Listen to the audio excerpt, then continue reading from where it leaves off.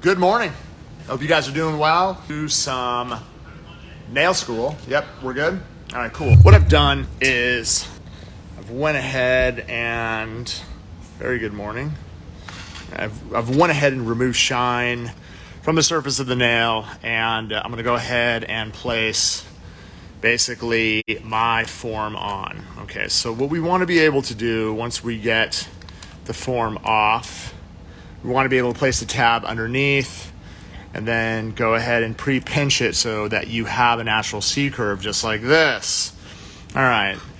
Now, here's the thing. When we're getting it underneath the free edge, I want you guys to focus on trying to get it flush to the center of the free edge, right? So once I get it on at an angle, what I'm going to do is I'm just going to rock it so that it's touching basically the center, flush to that edge, right? And again, you'll notice when I actually turn my hand to the side, what I'm trying to build is a growth channel that is going to extend from the end of here out, and it's really going to run parallel to the finger, right? I don't want the form on like this. If it was on at an angle like this, what ends up happening is the lower arch ends up dipping down. We want it dead straight. I don't want it to curve down, right? And then what we're gonna end up building is basically like an eagle talon on the nail.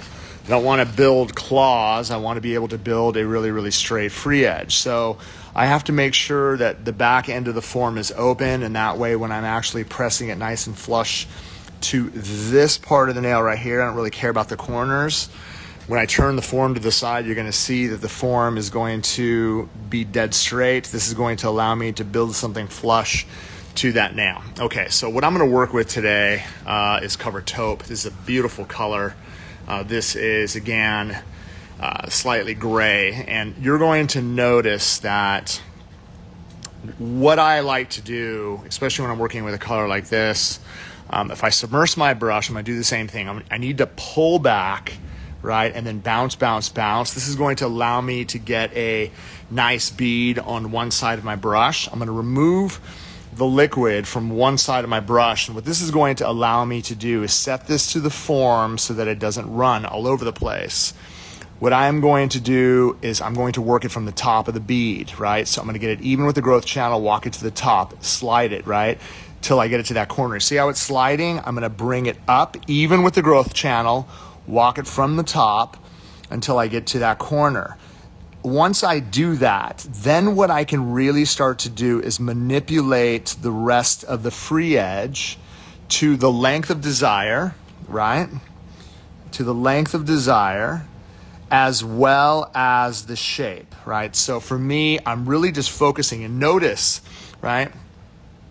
I don't do this. I don't go to the side and then go to the side and then go to the side and then go to the side, because what ends up happening is you end up building something really flat, and then you end up building something that has burly sidewalls. What I want to be able to do is once I get it to the side, and then once I get it tucked up to the corner, I want to be able to walk back over the top.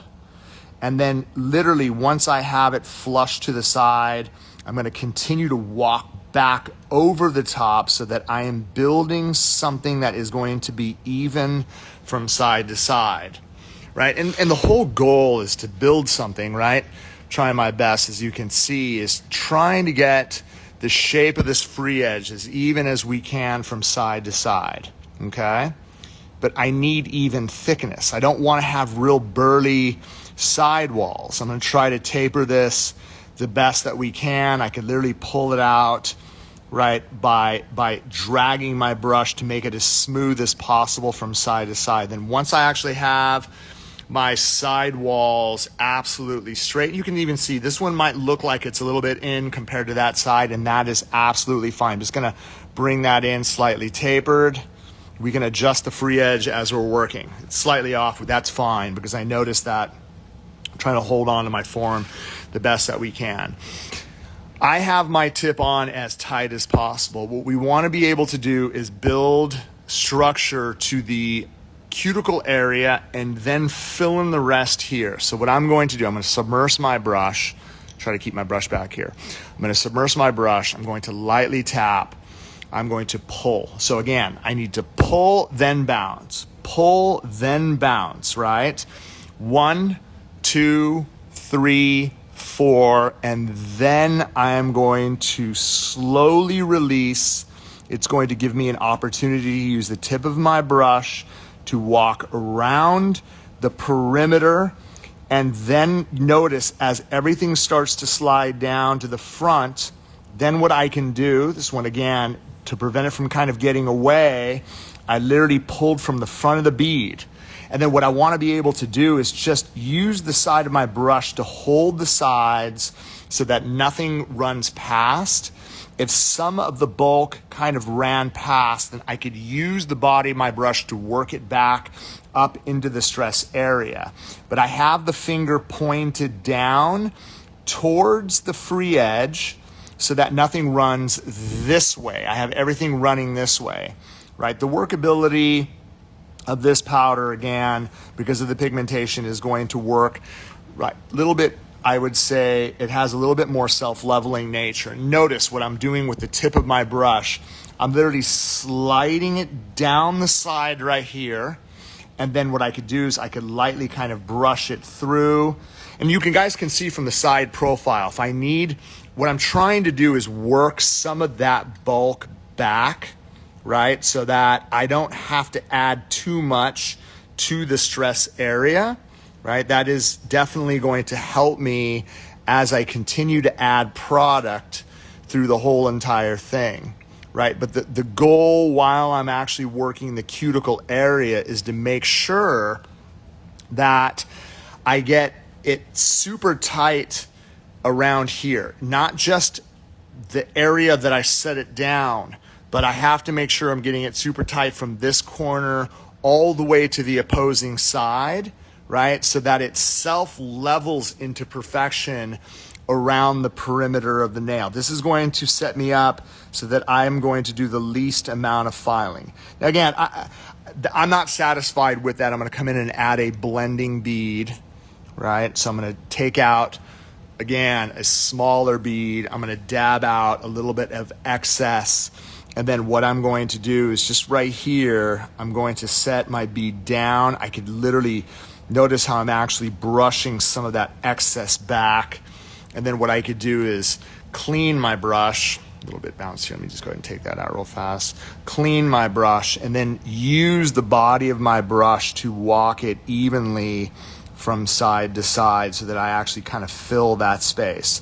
For all of you guys that are working, sculpting acrylic and learning how to build it, in the beginning when you're learning how to shape, whether it's going to be on a form or it's going to be on a tip, I think that everybody has to be, it's about mastering consistency. You can see the amount of time that I'm actually spending just kind of working it side from side. And I feel that from here, I still don't have a lot of, I could add a little bit more product up through that area right there. The cuticle area is tight, but you can see if I get in a little bit close, right, I get it's a little shallow around that area, not much, just from about that point to that point right there. You can kind of see from the side profile. So what I will do to be able to get that blending bead perfect, right, I'll just go ahead and pick up a, again, nice healthy amount. I'm gonna set it right here. I'm gonna use the tip of my brush and just lightly kind of walk behind it, tapping it, right? And then from the front of the bead, I'm going to kind of pull forward, leaving a lot of the excess there, right? Giving it an opportunity to kind of settle. And then as everything really kind of settles into place, I could use the body of the brush to walk from side to side, not brushing it away, just kind of filling in the space. And then as it starts to set, I could use a little bit more force to kind of work through the body to kind of fill in that negative space, right? A lot of beginners, when they're learning to work with acrylic, I think the biggest thing is the impatience. It's setting it down and then pulling it forward. Like it's like this. Like if I took a bead and then I just set it right here and then I just brushed it forward, like I literally, all I did was brush it off of the nail, right? If you were to take a bead, right, a small bead, and let's say I needed to add it right to that little divot right there, right? There's nothing there, but look, and then I set it down and then I use the tip of the brush to kind of work around, and then notice from the front, so I don't have that little bit of a ledge, and then I kind of pull forward. What it's going to do is blend around the added bead, and then I could take the body of the brush and then kind of mush it flat. So what it'll do is it'll spread that excess out so that you don't pull the excess acrylic all the way off. And then as it starts to set, then I can start to kind of pull through, adding the volume I need, right, without destroying the structure that I've created. Sir, can you show on hand models from nail preps to extensions? Yeah, I mean, I would love to do it on real people, but the problem is getting real people inside here. If it's a trade show, it's a different story. Next year, if you show up in Orlando, I'd be more than happy to do it on your hands, right? So come to the Orlando show and do it. I can get one of the beautiful models that we have here at the office and definitely do that for sure. But look, at the end of the day, what I'm trying to show you guys, whether it's based on a real hand or not, the technique is one of the most important things, right? So you have to be able to master the technique. And for all of you guys, again, that are down, next year we'll be in Orlando. So if I'm doing demos in Orlando, make sure you're there so I can do them on you. All right.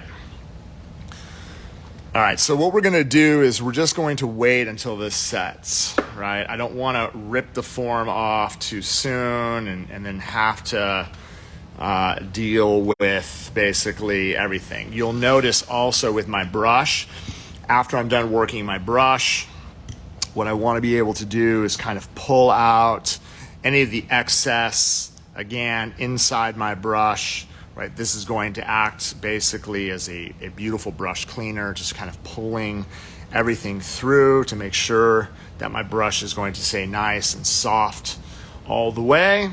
All right.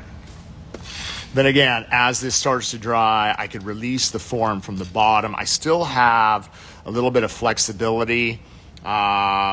You know, the top is just added, the bottom is set, so I'm just making sure that everything again is going to be as stable as we possibly can. The advantage of building the free edge basically flush to the nail is as you're working, you know, if you're done fast with your sculpting, then when you take it off, you don't have to worry about the structure. You can take the structure off and the very, very bottom is totally dry.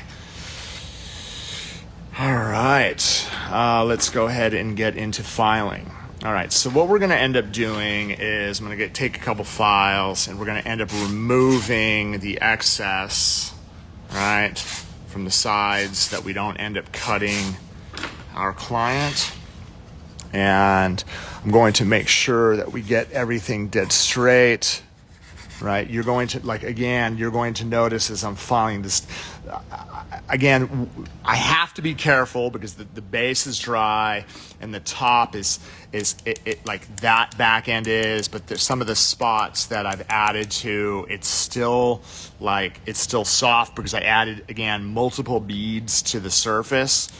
And since I'm only doing one nail as a demo, I have to be patient so that I don't file into the structure and actually end up destroying it. But you're going to notice while this is setting, I'll go ahead and go through the principles of what we're going to be doing. So this is my structure, right? You're going to notice, again, if I build this nail out, right, and we're trying to get my edges, right, let's say it comes all the way down to here, what we're trying to do is we're trying to get our edges as straight as we can. So I have to run my file parallel to both sides, right, to get that as even as I can. So 1, 2, and then the front will be 3, right? So again, if I'm looking at this, I want to be able to take my hand file, going to keep contact with the whole entire side to try to get that as straight as I can. You can see how straight that ledge is. I'm going to do the same thing on the opposite side. I need to get contact on that side to make sure that my ledge is going to be dead straight all the way down the side. And then third is either squaring it off or tapering it. It's your decision on what you want to be able to do. So then what we want to be able to do is from the side profile, right, the extension from the end of the growth channel all the way out, we need to make sure that it's not, we don't build these, we don't want to build a ledge, right? We don't want to make a mistake of filing into that corner. So we want to make sure that our lower arches are perfectly straight from the end of the extension all the way out. So 4 on one side and the opposite side is 5. All right. Will I ever come to Minnesota? To teach, probably not, but you can come out here. You can definitely come out here and take my 1-week course, and we'll get you tuned up and ready to crush. All right, so the lower arch. I'm going to make sure that my file is parallel to my finger, right, at the lowest point. So you're going to notice I'm going to start from here, and I'm going to make sure that as I file, I'm keeping contact all the way through, all right, so that I have a perfect extension all the way out from here to there. Then I have the same thing here on this side. I want to be able to do the same exact thing. And then I'm keeping contact, again, from the lowest point and then all the way out. The best part about using a color like this is if you're doing gel art on the surface and you need a color that's super opaque, this is really going to make your designs stand out, is using a color like taupe. Or if you're going to do any type of like glitter press or anything on top, that definitely helps as well. All right, so how do I file this into perfection? I'm going to go ahead and take my safety bit. I'm going to keep a little bit of space. I will be in Orlando next year, that is for sure. We'll be out there for the trade show. Post-COVID, it's coming. All right, so what we need to be able to do is get this into it tight. So I need to touch that back end. I don't want to overfile it. And then what we're going to do is we're going to file through the upper arch all the way out to the very, very end of the nail. Then you're going to notice as I'm filing down the barrel of the nail, I'm not really concerned on whether that's perfect because I could use my barrel to just kind of get that dialed in. And then even here, going down the barrel to make sure that my C curve is going to be absolutely rounded off on that side. And the same thing here, right? I need to make sure that my edges are going to be rounded off as I'm coming all the way through to make sure that my C curve is going to be absolutely perfect from side to side. I don't want to have burly edges around the sides. And then what we want to be able to do is use the electric file to go around just to make sure that we're end up filing. Now, again, I don't want to over file the cuticle area just because I don't want to take any of the color off. If it gets a little bit of shallow around the edges, like a little bit right there, it's not a big deal because I'm designing the nail to do color on top, right? And that's, again, a lot of the nail techs out there that are using taupe, right? This is a great color to be able to establish great opacity for your canvas. So whatever designs that you're doing on the back end is really going to stand out. But I want to be able to blend this, again, as flush as we can without trying to take it away. So because my application was so tight, I don't really have to run the hand file so aggressively around the back. I could just lightly, like you'll notice, even with my buffer, if I was to take that buffer around the back, right, I have a real smooth kind of layer. It's not going to really create a shadow around that back end. And then last but not least, you'll notice that if I'm looking at this from this profile, my final profile to try to get my free edge as straight as I can, because we're trying to create that real kind of tight, right, coffin shape.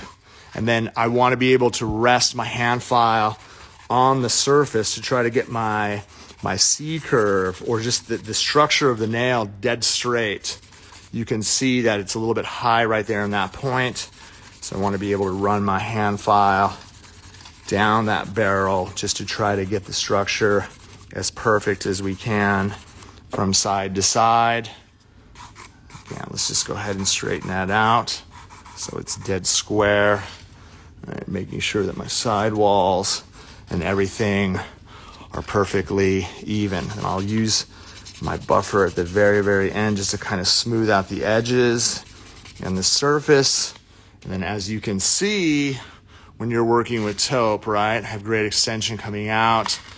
I have the upper arch that I need, right? Trying to build a structure that, again, is going to set me up so that if I'm doing any type of design over the surface, right, it's like, and again, like whatever design you're doing over the surface, if you have an acrylic that has this type of opacity, you'll be able to really kind of use your gels to make it stand out. You'll notice, you know, if I was using, for example, say just Sonic, right? I mean, even some of the lighter colors. Let me just go ahead and take something out, right? So again, I was showing some of the students last week, like if you took two colors, right, and I'll just go ahead and do this. If I take a light color, if I take my brush and I kind of flatten it out and I actually touch my brush on this side right here, right, and then let's go ahead and, right, these, right, boom, and I kind of grab it, right. So what I've done is I've double dipped it just like that, and then you're going to notice, always before I actually apply any type of gel paint over the surface, I need to make sure that I'm getting a little protein bond kind of around the edges. It's the most important thing. I wipe the nail with swipe at the very end. That's what I use to clean it. All right, so you'll notice now if I have two colors on the end of my brush, watch how clean, right? I could just run this, like I could run this killer fade through the middle, right? Then what I could do is I'll clean my brush, but you see how the color stands out. The watch, if I take a little bit of that lime and I just kind of work it from side to side, dude, that looks sick. Now what I can do is I can take the darker color and then I could literally just kind of work the darker color on this side and then a little bit of the lime on the opposite side, all right? And again, you're going to notice how well everything blends, but this is first coat. Look at how tight that vertical fade is. That makes all of the difference, right? Greg is a double dipper. Dude, that's right, double dipping. All right, so, you know, you'll know, and again, the gel paint, if you're working with gel paint, it's not going to move. So the best part, again, about working with something like this is that once you get the color on, right, you can go inside the light, you can cure this out, and then if you decided that you wanted to do, you know, these type of effects, you can do that. You could do it diagonally, you could do anything, and it cures non-tacky, right? So if you go inside the light and you set it, right, you go inside the light, you set it, and then so after, you know, I'd say about 30 seconds, there's multiple ways of getting the same design. You could paint the other side, you could paint it out, you could swipe it out. I mean, there's multiple ways of creating that dual illusion ombre effect. I'm sure you guys have seen a lot of the artists out there do it, but the key to getting that fade is don't use gel polish. It takes way too long. It moves all over the place. It contaminates the brushes on your gel polish brushes. You want to use mission control gel paint, double dip, create that fade through the center, work the color evenly from side to side, then focus on the middle. And then you'll notice again that, you have that real, like you have that killer fade through the center of the nail, that killer blend through the center, right? So no matter what you did, you'll notice, like if I took you know, I can take the other, now at this point, if I took the other color and I just wiped it on that side because it's a non-tack layer, and then I decided to work the color on this side, right? You're going, like, it, I just painted the opposite sides, and then I could take my brush, right? I could just kind of clean my brush, and then because I have a non-tack layer, depending on the design you wanted to do, but if I wanted to actually come in and create some sort of kind of swirled effect,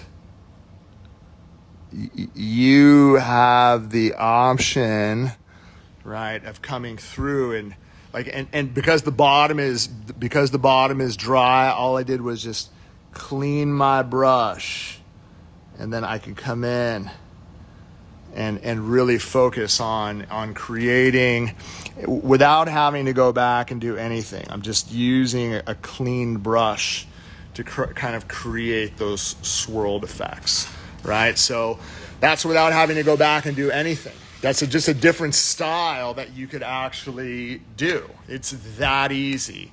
And then I'm gonna set it inside the light, again, for just about 10 seconds. And then what I'm gonna do is take, all right, I'm going to take finish, and then once I use the finish gel over the surface, the design is complete, right? So just trying to create almost a ribbon style effect through the whole entire nail to be able to complete that fade. Multiple ways of actually doing it so it looks like, you could see how the green looks like ribbon coming all the way through. Just a different way of using the gel paint to create those type of effects. But again, at the end of the day, the most important thing is the structure of the nail. You want to make sure the structure of the nail is well built. If the structure of the nail is well built, whatever design you do on top ends up looking absolutely beautiful. All right. The sale this week is going to be amazing. I can't wait to start putting out live content on the press outs, the full well press on tips. The light is going to be game changing. We're gonna have a ton of content. I'm gonna be doing them on myself. I'm gonna be doing application removal. We're gonna be showing you guys. It's gonna be fun. It's just another way for you guys to be able to make money professionally. And then obviously for those of you guys out there that are learning it, this is also gonna be a great way for you guys to learn how to do it as well. Is it possible to have the stain resistant more shiny? Just over cure it. So if you're curing it for a minute, cure it for 2, you will notice a huge difference. And then after you wipe it, use a little bit of cuticle oil and it'll make it absolutely insanely shiny. So fire it up. If you guys, again, need any information on classes, make sure to get a hold of Ray Bracamontes here at home office. And he'll be able to dial you guys in for all that. Appreciate you guys, love you much, and I'll see you guys during nail school sometime this week. Have a wonderful day. Peace. Subscribe channel now. Subscribe channel now.